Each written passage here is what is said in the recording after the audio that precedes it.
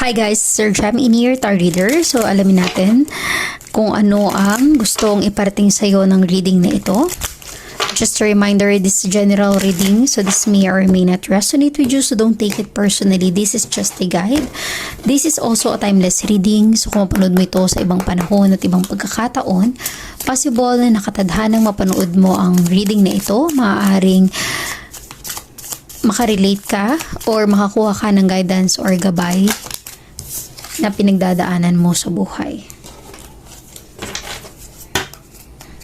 Also, please like, share, comment, and follow my page for more videos like this. Kung meron ka mang katanungan, agam-agam, or gumugulo sa iyong isipan, isipin mong mabuti, posibleng ma-attract mo ang reading na ito at makarelate ka, makatulong sa kung ano yung pinagdadaanan mo.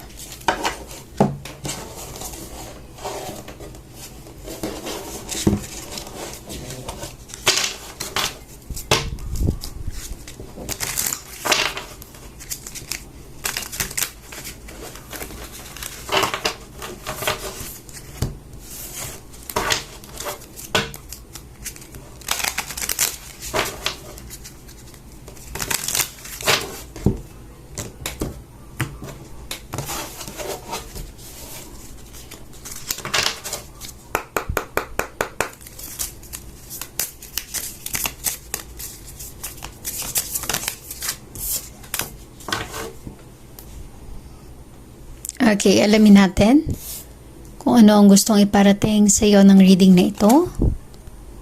You have the Page of Swords. Maaaring ka ay connected with a strong air sign, Gemini, Libra, and Aquarius, or posibleng meron kang air sign sa energy mo. Ang nafe-feel ko sa reading na ito, there is someone na may nagbabaka sakali na makausap ka niya. Nagbabaka sakali na magkaroon siya ng chance to contact or message you. Okay? It feels like yung person na to, yung taong ito ay nakapag-ipon na ng lakas ng loob na sabihin yung gusto niyang sabihin or isend sa'yo yung message na matagal niya nang gustong isend or iparating sa'yo. Makikita mo yung ibon sa gilid niya. Ibig sabihin yan, into action na siya. Maaaring na-sending message or nakatawag na siya. Posibleng mag-reach out na sa yung person na to very soon through social media or maaaring humingi siya ng tulong sa iba. It feels like humingi siya ng tulong sa iba. Maaaring sa social media niya ipadaan or sa common friends or kamag-anak mo, kakilala mo, anyone. Okay? Meron na siyang lakas ng loob na sabihin kung ano yung gusto niyang sabihin or iparating sa iyo. Page of Swords energy. Let us see.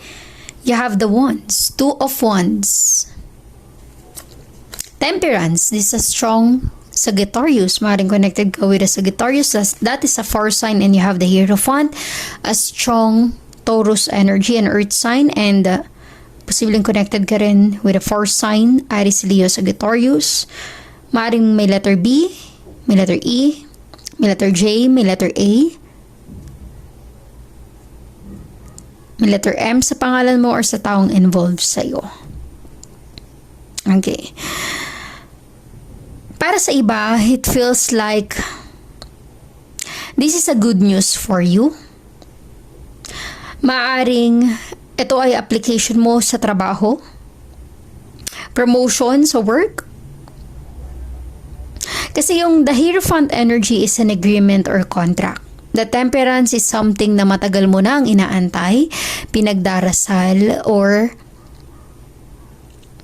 matagal mo nang inaasahan. Patiently waiting. And finally, with the Two of Wands, magagawa mo na kung ano yung matagal mo nang hinahangad, yung very passionate ka about it. Kung ito ay particular sa trabaho mo, definitely this is a positive energy, or kahit sa business. Ibig sabihin magiging fruitful or makabuluhan yung venture or yung bagong tinatahak mong landas sa buhay. Nagkakaroon na ng progress, kumbaga. The Hierophant energy, contract, agreement. There's a union, a connection. Okay? Let us clarify more your energy. You have the Five of Pentacles. An earth sign. Maaaring connected ka with an earth sign, Taurus, Virgo, and Capricorn. Posibleng may letter E sa pangalan mo or sa taong involved sa'yo. This energy tells me na, gaya nga lang sabi ko kanina, magkakaroon na ng progress yung mga plano mo sa buhay, pero kailangan mo ng backup plan. Okay? With a Page of Swords energy and the Five of Pentacles. Kailangan mo ng backup plan. Hindi porket positive na ang lahat, tuloy-tuloy na maganda yung flow ng energy na ito, yung progress sa sitwasyon mo. Kumbaga, hindi may iwasan na maka-encounter ka pa rin ng problems, ng challenges along the way. You have the Five of Pentacles. Okay? Kaya siguro, you have the Five of Swords. At first, may pag-aalinlangan. Kasi para bang may fear or takot na in the near future, maaaring hindi maging maganda or hindi mag-work out kung ano man yung pinaplano sa buhay.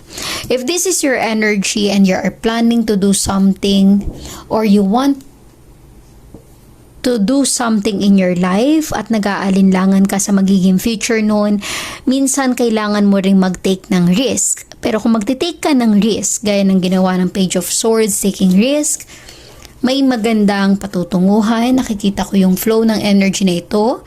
May positive energy. Pero minsan, you have here yung snake, di ba? May mga challenges along the way na hindi maiiwasan. Kaya you have the Five of Pentacles. Makaka-encounter ng a negative energy or challenges, mga problema, pagsubok na kailangan mong malagpasan o ma-overcome. Kaya nga, sabi ko, kailangan mo ng plan B kung sakaling hindi mag-workout yung nauna mong plano. Para meron kang, kumbaga, fallback sa sitwasyon na ito.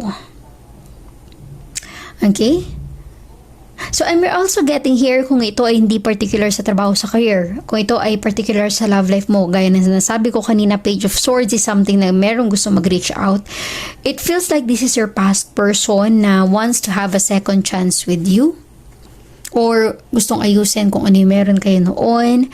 Pero pagod ka na dahil ayaw mo nang maranasan lahat ng lungkot at pait na napagdaanan mo in your past situation. Okay? Parang this time, moving on ka na to a better situation. Okay? So, resonate as it is. Hopefully, nakatulong sa iyo ang reading na ito. Sa sitwasyon na pinagdadaanan mo. Please like, share, comment, and follow my page for more videos like this. Thank you for watching.